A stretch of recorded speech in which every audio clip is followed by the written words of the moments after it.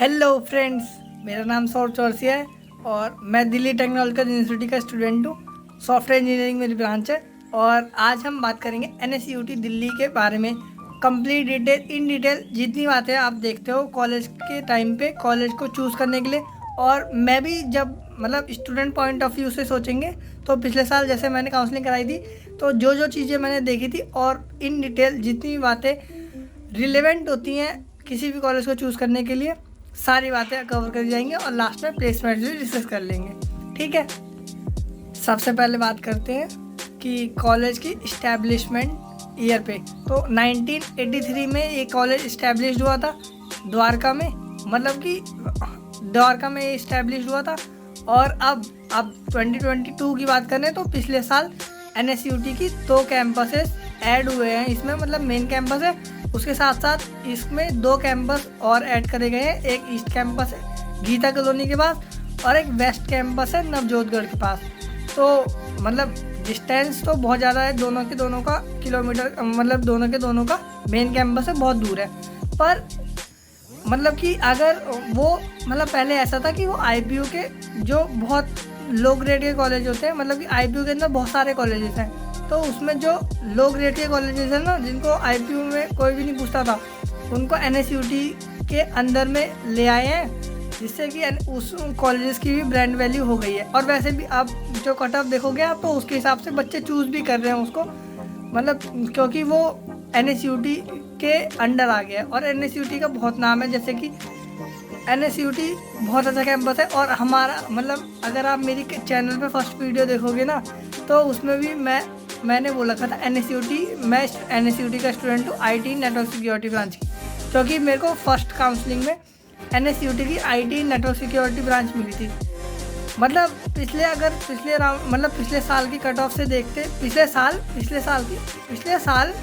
साल की cut off के हिसाब से देखते तो मेरे को IT ब्रांच मिलनी चाहिए थी, जो बहुत पुरानी ब्रांच है, one of the oldest branch है, वो मिलनी चाहिए थी। पर कट ऑफ हाई पे हाई जाई जा रही है, इसलिए मेरे को IT मिली नहीं। तो फिर अब मेरी सेकेंड राउंड में अपग्रेड हो गई थी, तो मैं DTU में आ गया था सॉफ्टवेयर इंजीनियरिंग में।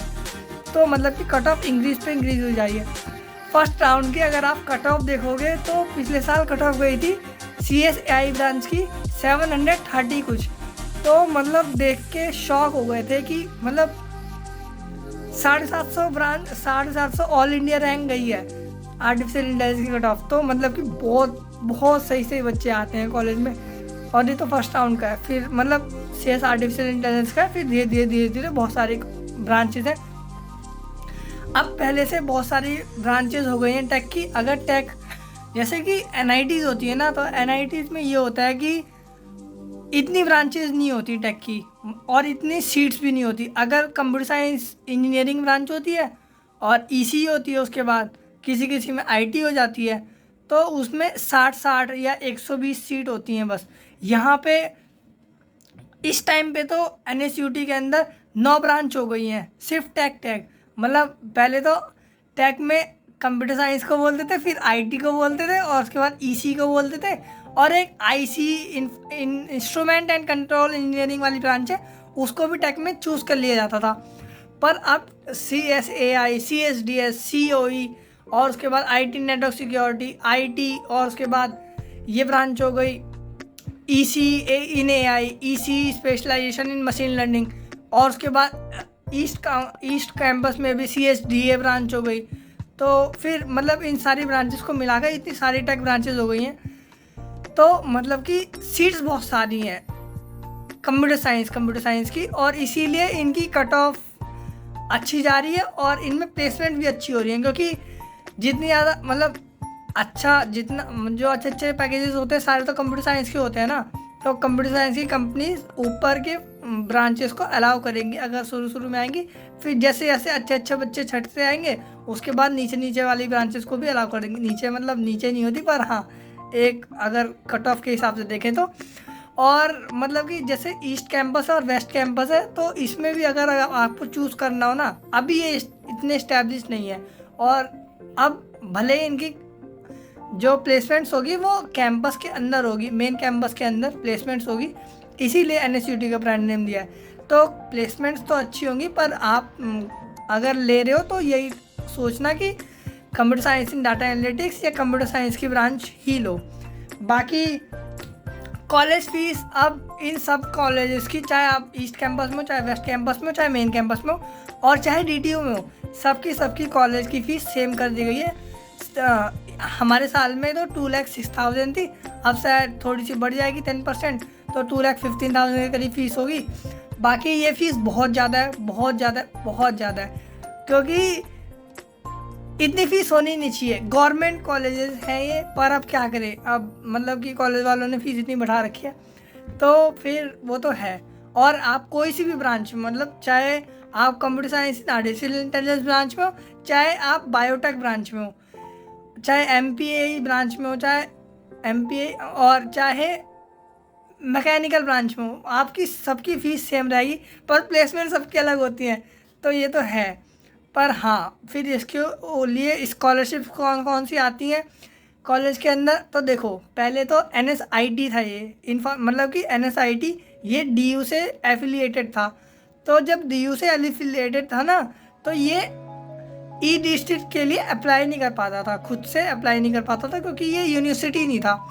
पर 2018 में जब इसे यूनिवर्सिटी बना दिया गया ना, Netaji Subhash university of technology हो गया, अब NSIT से NSUT हो गया, तो इसके बाद इसमें कंस्ट्रक्शन बहुत सारे हो रहे हैं,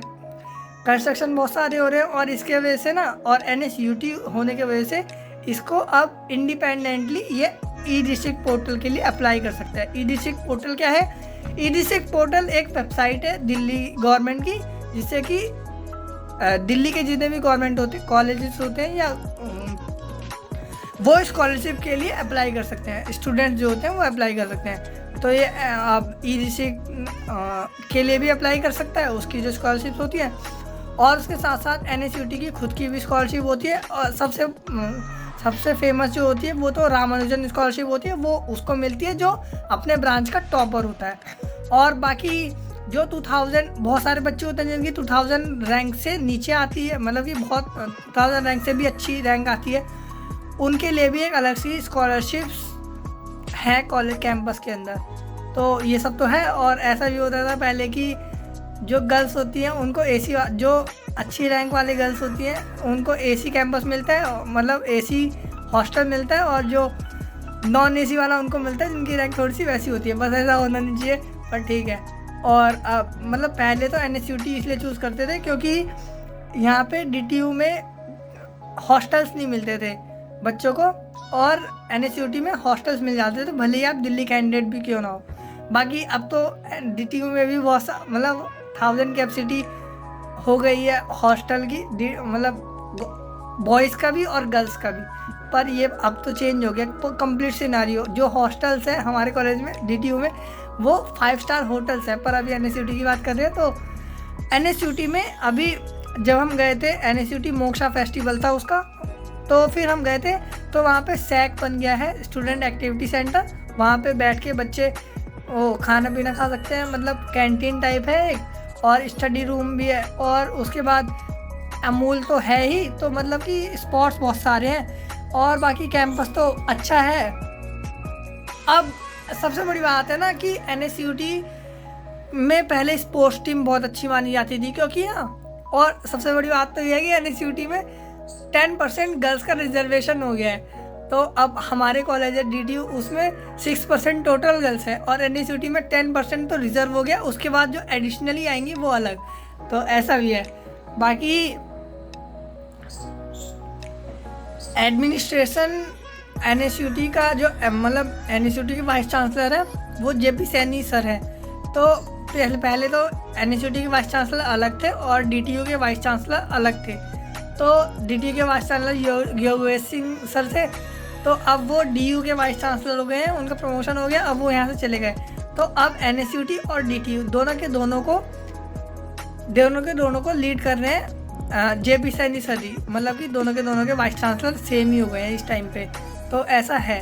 और पर ये है कि ना, अब मेरे हिसाब से तो अब जल्दी से DTU को अलग वाइस चांसलर दे देना चाहिए। बाकी NSUT मतलब एडमिनिस्ट्रेशन बहुत ज़्यादा स्ट्रिक्ट है, मतलब बच्चे देखो, आपकी इतनी अच्छी रैंक आती है तब जाके ऐसे कॉलेज में एडमिशन होता है, और उसके बाद आपको पता लगता है कि कॉलेज में रिस्ट्रिक्शन इतनी है, खेलने को नहीं मिल रहा, कभी अंदर जाने को नहीं मिल रहा, कभी असाइनमेंट इतना है और उसकी डेडलाइन एक्सटेंड नहीं करी जाती। मतलब हमारे कॉलेज में तो बहुत ज़्यादा हो जाता है, एक्सटेंड कर देते हैं, बच्चे जुगाड़ कर लेते हैं, कभी मतलब कि दूसरे का असाइनमेंट लेके चिपका देते हैं, फोटो, मतलब बहुत चीज़ें हो जाती हैं। तो थोड़ा सा DTU चिल होता है, और NSUT में मतलब स्ट्रिक्टनेस बहुत ज़्यादा है। और बाकी जो हॉस्टलर्स होते हैं वो रात को 11-12 बजे से खेलना शुरू करते हैं और 6 बजे तक खेलते हैं, रात को पूरी रात खेलते हैं। कैंप वो हॉस्टल के अंदर जो जगह होती है वहाँ पे, मतलब ऐसा होता है ना, हॉस्टल के अंदर भी TT बैडमिंटन ये सब होता है। और बाकी स्पोर्ट्स भी, मतलब खाली जगह है ना तो बैट बॉल मतलब क्रिकेट खेल सकते हैं, तो ऐसा भी होता है, बैडमिंटन खेलते हैं, तो अंदर ही खेलते रहते हैं। बाकी एडमिनिस्ट्रेशन थोड़ा सा ज़्यादा स्ट्रिक्ट हो गया है, और मतलब बच्चे ना बहुत परेशान रहते हैं कि जैसे हमारे साथ के बच्चे जो NSUT गए थे तो बहुत परेशान रहते हैं कि एडमिनिस्ट्रेशन, और इतनी अच्छी अच्छी रैंक लाने के बाद, जैसे आपके पास तो इतने सारे ऑप्शन थे ना, आपको तो NIT तिरछी में भी अच्छी ब्रांच मिल रही थी, तो और अच्छी अच्छी कॉलेजेस में भी अच्छी अच्छी ब्रांच मिल रही थी, तो IITs में भी लोअर ब्रांचेस मिल रही थी, तो उसके बाद भी आपने NSUT चूज़ करा। तो मैंने जो मतलब कि इतनी स्ट्रिक्शन नहीं होनी चाहिए ना, आपको लगता ही नहीं है कि आपकी इतनी अच्छी रैंक थी, आप तो मतलब सब सेम हो जाते हो ना फिर।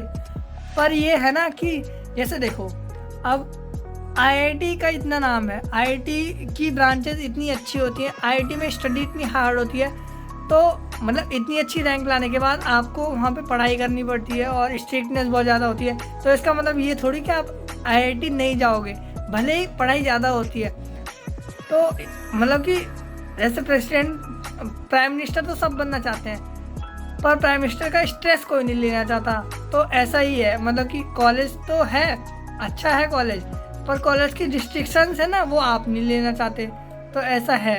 बाकी स्कॉलरशिप्स के बारे में मैंने बात कर ली, और एडमिनिस्ट्रेशन के बारे में बात कर ली। बाकी ट्रू कैटरा एक फेस्ट होता है, उसमें NSUT, IIIT दिल्ली और DTU तीनों के बीच में वो होता है, स्पोर्ट्स फेस्ट होता है, मीट होती है। बाकी स्पोर्ट्स कॉम्पिटिशन्स NSUT, जहाँ पे हम DTU वाले बच्चे जाते हैं वहाँ पे NSUT के भी टीम्स जाती हैं, और वहाँ पे NSUT से DTU होता है, तो मज़ा आता है। तो ऐसा भी होता है। स्पोर्ट्स फैसिलिटीज़ के बारे में बात कर रहा था मैं, पर पहले से अब कम हो गया है। पहले NSUT का भी अपना नाम था स्पोर्ट्स में भी, और क्योंकि अब रिस्ट्रिक्शन इतनी है, असाइनमेंट इतने हैं, फिर प्लेसमेंट्स आ जाती हैं, मतलब फर्स्ट ईयर में असाइनमेंट लोड, वो वर्कलोड इतना सारा होता है, फिर बाद में सेकंड थर्ड ईयर में सब प्लेसमेंट वगैरह के लिए देखते हैं, तो फिर धीरे धीरे धीरे करके मतलब कि स्पोर्ट्स से बच्चे हट जाते हैं। कोर्स करिकुलम के बाद में बात कर लेते हैं।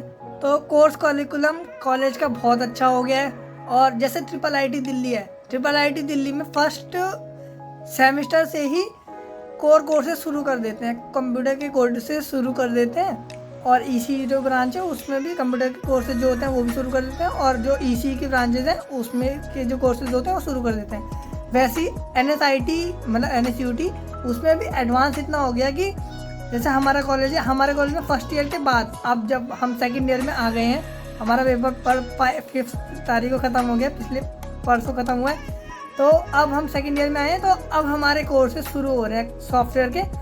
पर NSUT में फर्स्ट सेमेस्टर जैसे ही ख़त्म हो जाता है ना, तभी से शुरू हो जाते हैं उनके कोर कोर्सेज। तो ये बात अच्छी है, मतलब कि IITs में भी फर्स्ट ईयर के बाद होता है, हमारे कॉलेज में फर्स्ट ईयर के बाद होता है, NSUT में फर्स्ट सेमेस्टर के बाद होता है अपने कोर कोर्सेज, और IIIT दिल्ली में फर्स्ट सेमेस्टर से ही शुरू हो जाता है।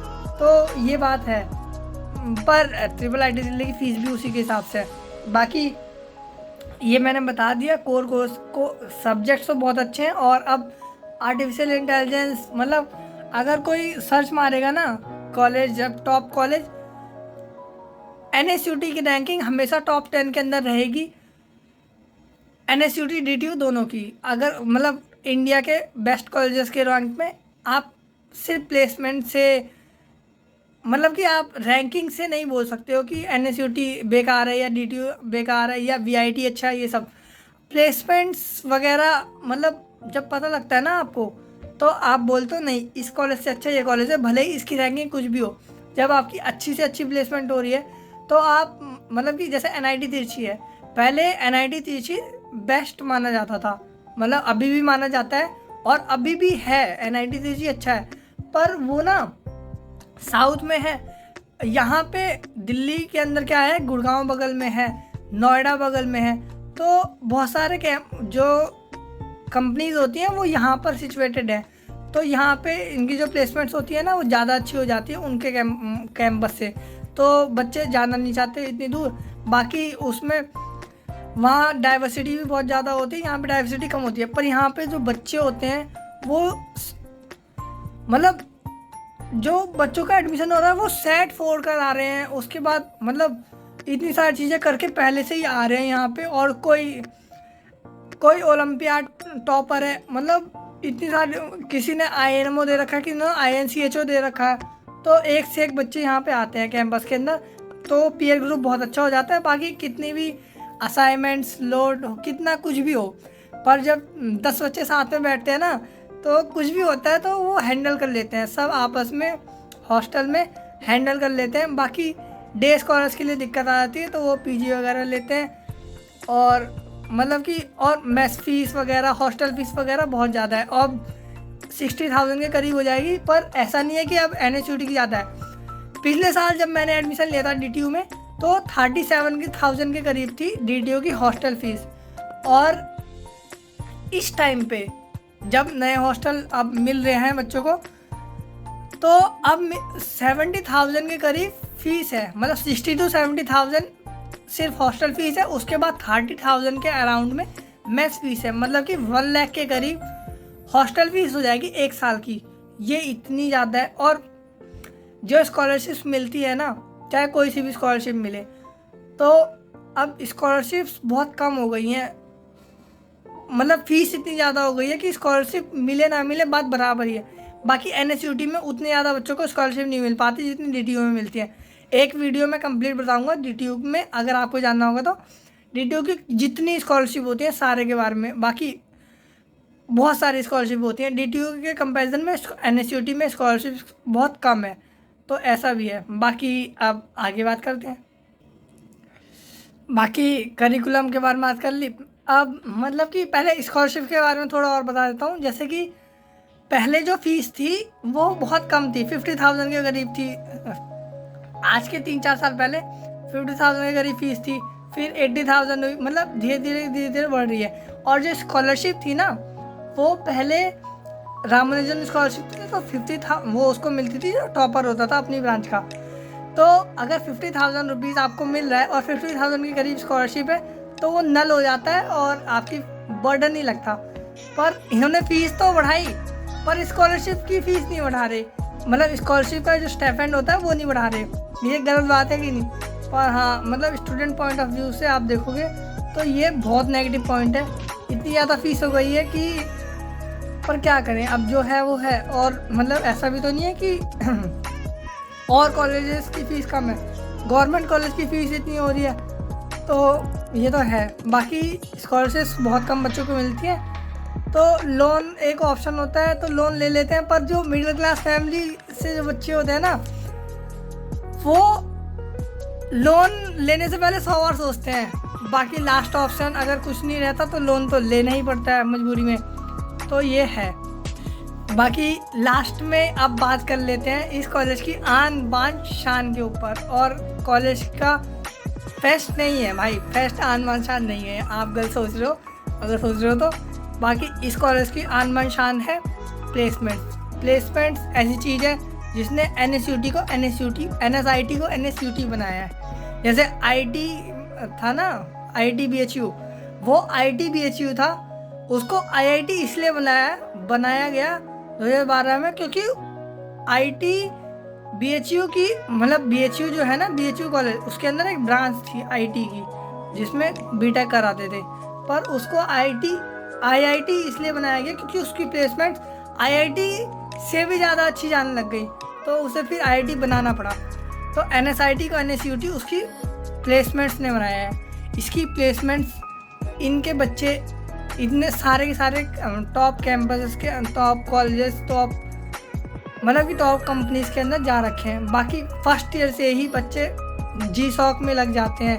जीसॉक की जो पहले उसकी अचीवमेंट्स थी ना, मतलब जो चीज़ें वो देता था जीसॉक, वो बहुत ज़्यादा थी। अब धीरे धीरे अब जीसॉक कम करने लग गया है, मतलब उतना अच्छा नहीं रह गया। बाकी पर तब भी जीसॉक का नाम है और वो हमेशा रहेगा। और तो प्लेसमेंट्स की बात कर रहे हैं हम, तो सबसे पहली बात तो मैं अगर बोलूँगा, मैं एनएसयूटी, मतलब मैंने फर्स्ट राउंड में एनएसयूटी क्यों भरी थी, मतलब ऊपर ब्रांच क्यों थी, क्योंकि जब मैं सीनियर से बात कर रहा था तो मैंने ये चीज़ देखी थी कि रूब्रिक जो कंपनी थी, रूब्रिक एक कंपनी है, मतलब एक डाटा सिक्योरिटी की कंपनी है, मतलब वायरसेस से बचाने के लिए कंपनी है। रूब्रिक एक अच्छी कंपनी है, ये आईआईटी खड़गपुर के एलुमनाई की कंपनी है। तो रूब्रिक एनएसयूटी आई थी 2019 में। 2019 में अपने आप में आना, इस टाइम आईआईटीज़ में ही आती है वो कंपनी। 2019 में वो रूब्रिक एनएसयूटी आई थी और एनएसयूटी में आकर 3 बच्चे हायर करके भी लेके गई थी। और मतलब मैं तो तीनों बच्चों को जानता हूँ, पर ऐसा है, मतलब रूब्रिक आई थी 2019 में और ये अभी भी बहुत सा अब तो हायर होने लग गए हैं बच्चे, नॉन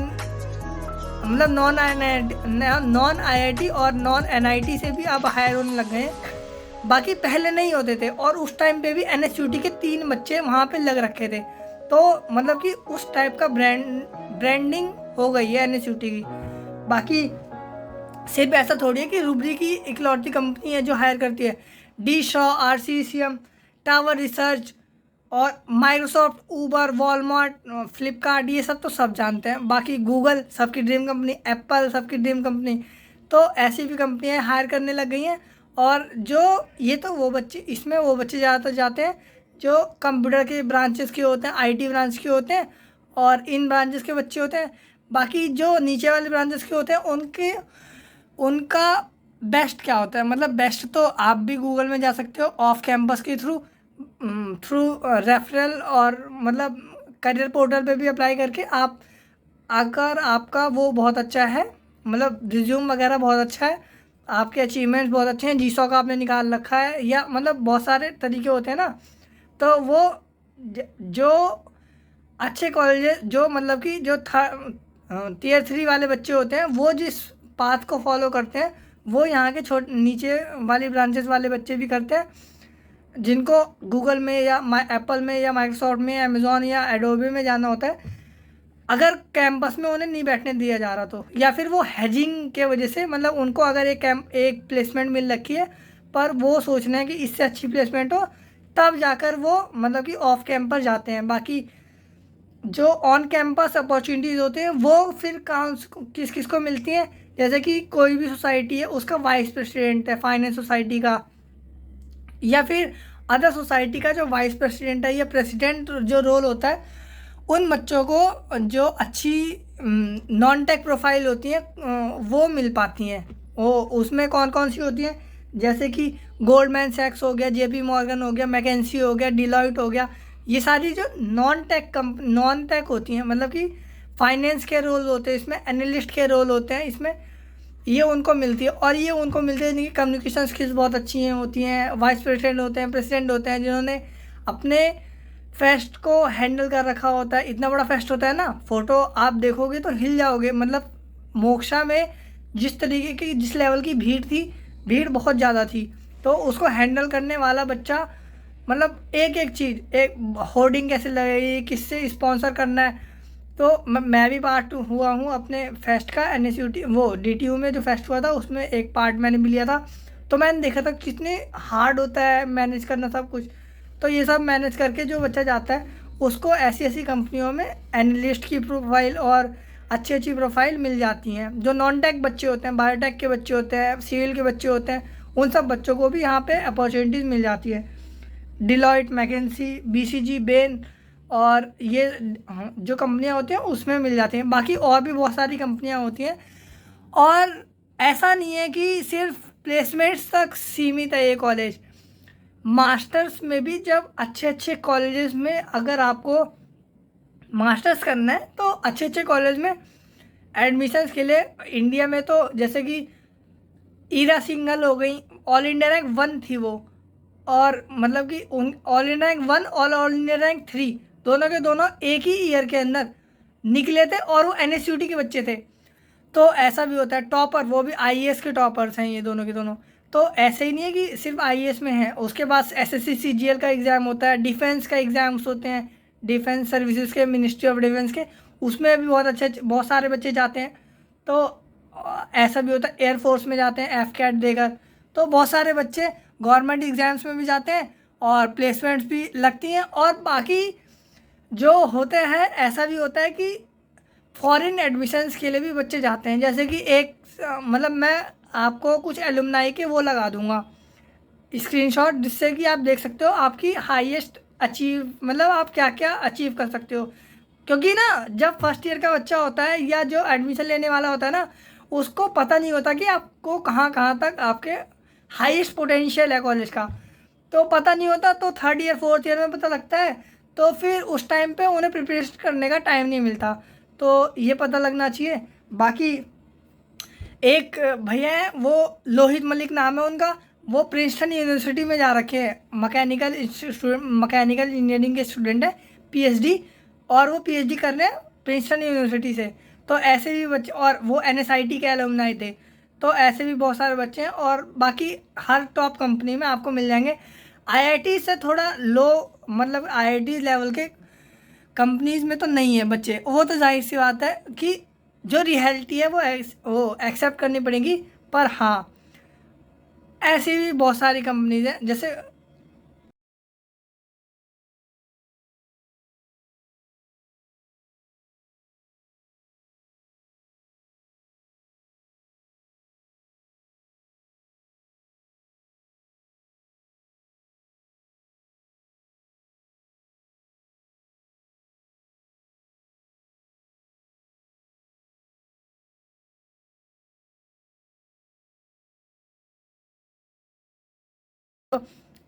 ओवरऑल ये कॉलेज बहुत अच्छा है।